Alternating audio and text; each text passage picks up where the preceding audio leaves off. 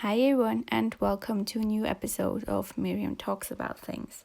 Now, before I get into what I would like to talk to you about today, I also want to just preface that this is in no way meant to be just a one-way thing where I talk and talk.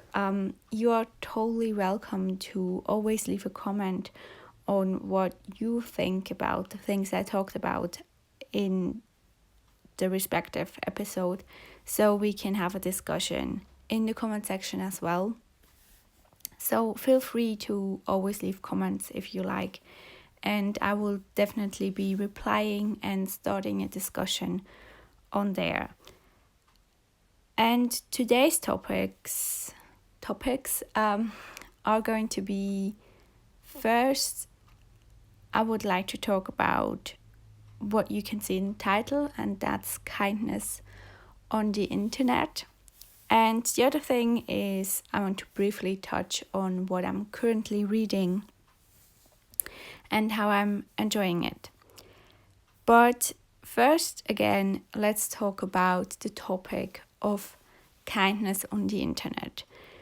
Now, as sort of a bit of background information and where I'm coming from on this whole topic here is that I'm pretty active on Twitter. And Twitter is a very helpful platform to connect to other people and to like-minded people. Yet, Twitter can also lead to a pretty toxic atmosphere. And I personally started to notice this a whole lot from the beginning of this year, especially also in the last couple of days and weeks and months. I noticed that a lot. And I think it is a platform that can lead to people feeling more confident with sharing their opinion publicly, which can be a good thing, and it can also turn into something that can get quite ugly and hurtful. What it also can lead to is a lot of misunderstandings, because you are writing something down and you have a limited space to write what you would like to say, and there will always be someone who misinterprets what you intended to say, because often times what people read and what you intended to can differ. And I noticed that there's a trend going on of subtweeting, and I think at the moment it's not even subtweeting anymore, it's directly what you call call-out culture, and that often leads to what we call, and what is unfortunately very topical, cancel culture. And those two things are something that I don't really appreciate, and I never liked, may that be online or in real life. I'm someone who is very direct, and I do have opinions that sometimes can differ from another person's opinion.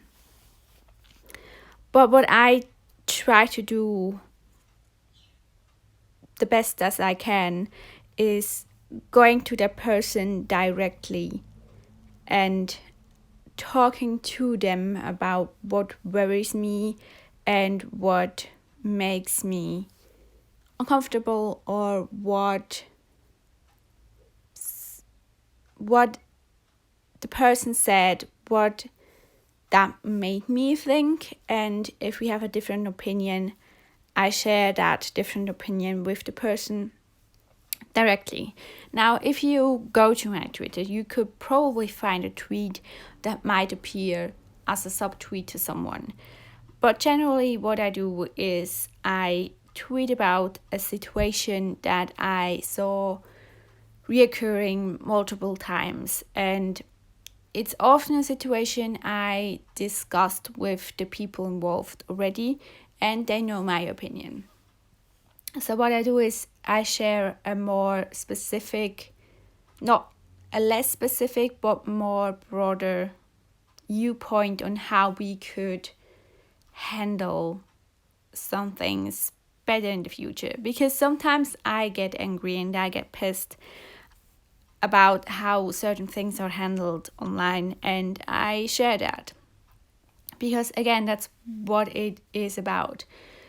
But I feel like if you have a problem with one person or one opinion or one statement directly, there's always the possibility to address that to the person directly.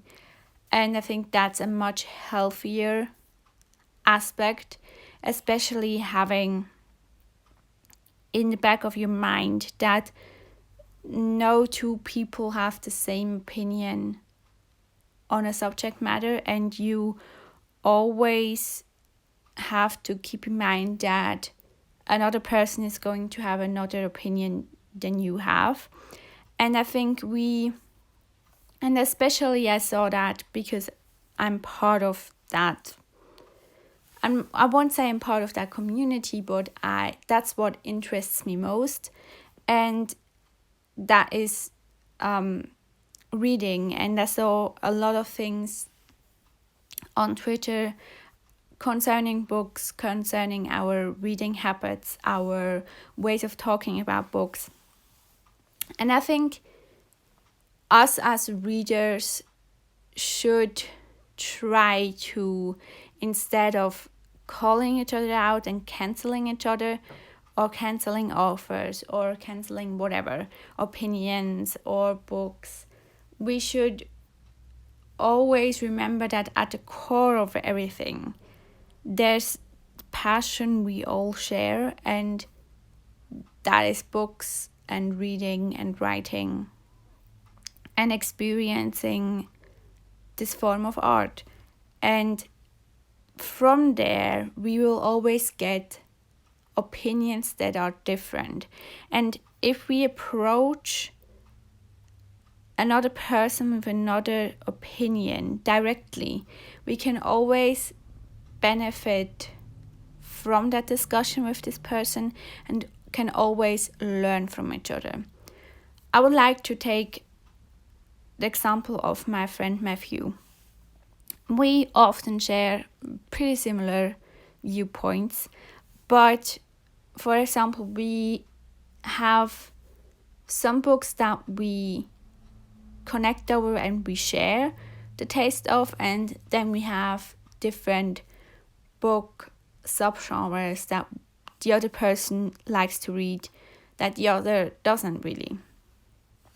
We also have sometimes different opinions on certain aspects of a discussion, and we always discuss it out and listen to each other, and at the end of the day we always, or at least but I think Matthew feels the same way, we always get out of the conversation with a much bigger understanding for each other and for the subject matter. And I think in general, not just online, but in life, I would love to have a more direct approach at what is bothering us about each other, what is maybe something we would like to discuss with another person. Because to me, it always feels like we're in this neighborhood, and instead of talking directly to each other and talking directly to the person if something is bothering us, we approach the other neighbors and indirectly talk about another person behind their back. And I think that's just not something I enjoy in general, and something I like to avoid. And again, I'm not without flaws myself, and I'm sure I did it before as well. But I try to, again, put forth as much kindness as I can and try to reach out to people. Try to let people know that I think their opinion and their voice for whatever they are interested in is valid and is important to listen to. And I think we should give direct conversations and direct discussions a bigger chance. We can only learn from it, in my opinion. So yeah, basically what I want to say is that we should be treating each other with more kindness and respect for different opinions and different interests and things that we enjoy. And I think we would be a much happier society in general if we sort of try to do that more. You can always tweet your opinion, but I think the best thing is you can tweet about it, say what you would like to see, but also make sure that the person or the people involved or the people who express that opinion are aware of your statement and you try to talk to that person directly. So yeah, just be kind to each other and try to focus on that kindness. And again, what a lot of people are saying, you don't always have to have an opinion on something that is happening online. And that's for your own kindness, and that's for the purpose of other people's kindness and their happiness. So yeah, that's what I wanted to say on that. It's just something I've been noticing, especially this year, and I didn't really know how to address it myself because I was struggling with how to deal with it myself. And again, I took missteps and I took the wrong directions, but it's something that I decided on how I want to act now with how to deal with different opinions, different tastes, different that. And I think it's a good thing that all of us could try in the future. So now quickly on to what I'm currently reading. As you heard in the last episode, I was picking up Deeplight by Frances Harding. And I'm currently probably halfway through it. And I'm really enjoying it. I struggled a bit with getting into it, but that's always the case with me and fantasy worlds. That's in no way a reflection of the book. So I've been really enjoying it. I want to sort of re-emphasize what this book is about because I don't think I did a great job explaining it back then. So the basic premise is that this group of islands called the Myriad, I think, it is how it is pronounced, and the underseas, the sea surrounding the Myriad, were once reigned by gods. There was this uproar and riot with the gods, and that led them to all die and vanish. So they are no longer gods in this world. What there is something called godware, which is basically the relics of the gods. And those relics are, as you can imagine, very important and very precious to a lot of people. So we have mainly two characters. The third character that is probably going to be a main character. I don't really want to talk about yet, because I think you should experience her on your own. But we have Hark and Cheld. That's how I'm going to pronounce it. And they are best friends. They have a very interesting friendship dynamic, to say the least. And they sort of also are kind of in the business of handling and dealing with Godware. And it's the story from there, how they get in trouble, how they deal with being in the midst of working with Godware in one way and another. So yeah, that's sort of the basic premise, but a lot of it you really have to experience on your own.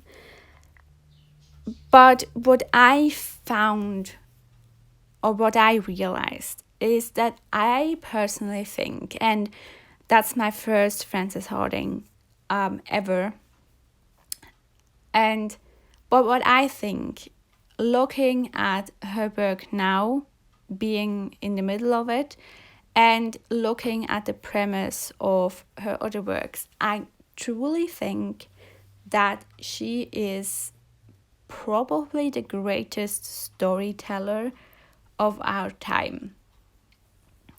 Because I always admire people for how they write fantasy worlds, because I think that's the most difficult thing to pull off, because you are creating a whole new world that is completely or often very different from our own, yet it always has to make sense to the reader.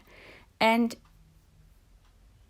Frances Hardinge both writes incredible settings and worlds, yet manages, or at least in this book, Deeplight, manages to pull off the world building in such a flawless and accessible manner that you never question the world, first of all.